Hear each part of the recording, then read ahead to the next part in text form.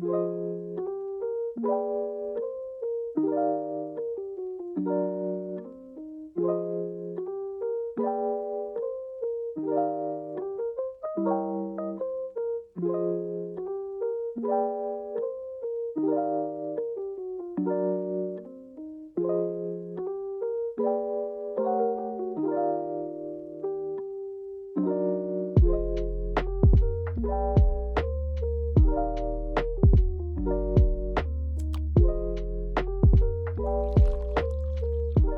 last time I talked about this was in my 5 sources of income video, but I noticed that the interest for this subject is really big from you guys. You have probably seen this type of video before from other creators, particularly in the tech space, and it is quite popular. So I thought, why not make one myself, especially since I feel that my circumstances are a bit unusual. You will see why in a bit. To give a bit of context, I am a software engineer that lives in Eastern Europe. Before trying to get a job in the tech area, I went to university for 3 years, so no amazing shortcuts there. I felt that university really helped me out. But being from Eastern Europe, you'll notice that our salaries are smaller than Western Europe and much smaller than the US. I have 6 years of experience now, so I can easily be categorized as a mid to senior software engineer, and I think I am making the junior salary of a software engineer in Western Europe in maybe the intern salary of someone working in the US in a big city. However, I can't blame it on them since the living expenses are much larger there.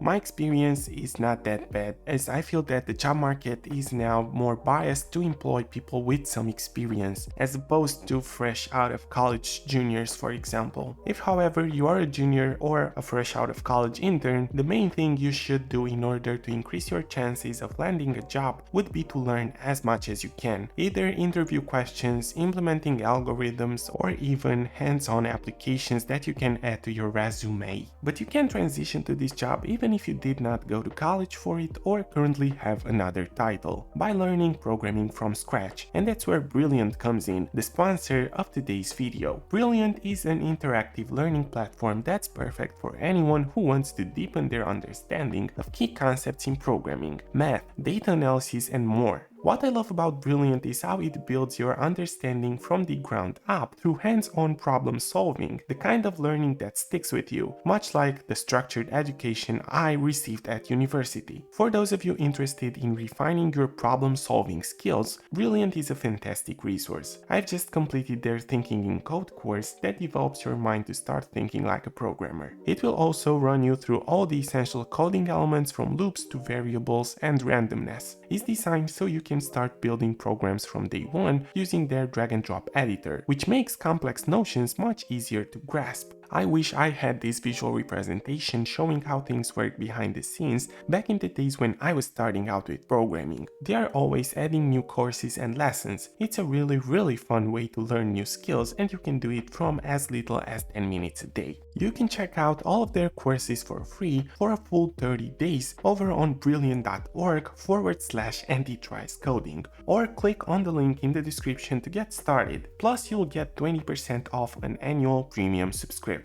Now let's see what Glassdoor has to say about a mid to senior software developer salary in Eastern Europe, so you can make a better idea of what to expect when getting into this. For a country in Eastern Europe, I chose here Romania. I'm not saying I'm from here, but this is a pretty representative country for Eastern Europe. There is also Poland, and there the salaries are quite a bit higher. But here, for a senior software engineer, you can take home monthly 14 to 21,000 rands, which is from 3 to 4,000 US dollars. And that's pretty much close to what you would get in euros as well. Now, when we transition to Western Europe, things are getting more interesting. As you can see, in Eastern Europe, we were making, let's say, 3,000 euros monthly, so we would take home an annual pay of 36,000 euros. But in Western Europe, you get at least twice the amount, so it is double the salary plus a bit. And then if we go even further to the US, Silicon Valley, you can see that you get double that salary from Western Europe plus a bit. So basically, in Western Europe, we get paid a quarter higher from what a developer in the US in Silicon Valley would actually get paid. As I stated before, this is fair, as here the housing prices and the groceries, basically all the expenses are lower than in the US, but I don't think they are at a quarter. Maybe housing, but groceries are pretty much on par. But to not clickbait you, my salary would be somewhere in the upper range that you can see on the screen, so it is about 4,000 euros monthly. There are also some benefits that I might or might not get depending on my performance, so it might end up even a bit above the upper range here, but it highly depends again on where you are based. Generally, the western you go, the bigger the salary and the expenses you'll have, and the more eastern you go, they'll be lower for both. When it comes to expenses, I can say I am quite lucky again. I still live with my parents, so I don't pay any rent and utilities just yet. I don't have a car, and the company I work for pays for public transportation. The main things I end up spending money on is going out to eat, hobbies, and my groceries. Just saying this out loud makes me feel so privileged. Taking a look at the app I use to pay for things, I can see I bought some birthday presents for a friend, a protein powder as I ran out, takeout, and a lot of restaurants basically. I have a budget I try to enforce on myself, which is about $100 per week. Being aware of my unusual conditions, I feel I should save more money than the next guy, so that maybe someday I can afford an apartment or just a less stressed way of living. I'm way past the periods where I try to impress others with my clothes. Nowadays it's just saving and enjoying life to the fullest with friends and good food that I prioritize. I don't even go to the gym anymore. I got a pull-up bar in the bedroom and I pair it with some push-ups and squats. You can see I'm quite the minimalist guy.